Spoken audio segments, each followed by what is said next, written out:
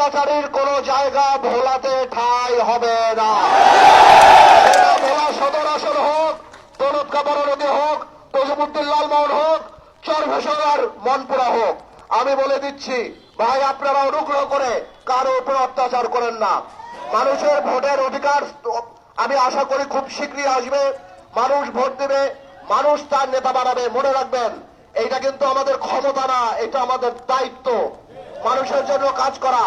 আমরা 17 বছর অত্যাচারিত হয়েছি, আমরা জানি আর নিজেদের দ্বারা অত্যাচারিত না হই। আপনারা দেখেন অত্যাচারিত কি হয়।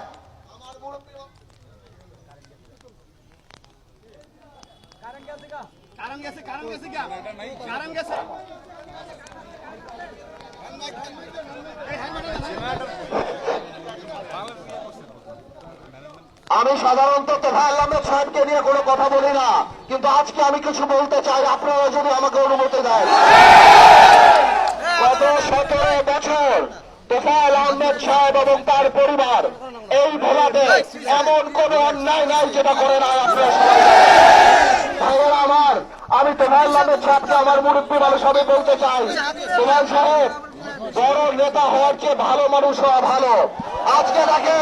আজকে দেখেন নাজিউরের সন্তান এখানে ভোলাতে, মোশাররফ হোসেন শাহজাহানের সন্তান আজকে ভোলাতে, অথচ আপনার বংশধররা বোরকা পরে ভোলা পাইলে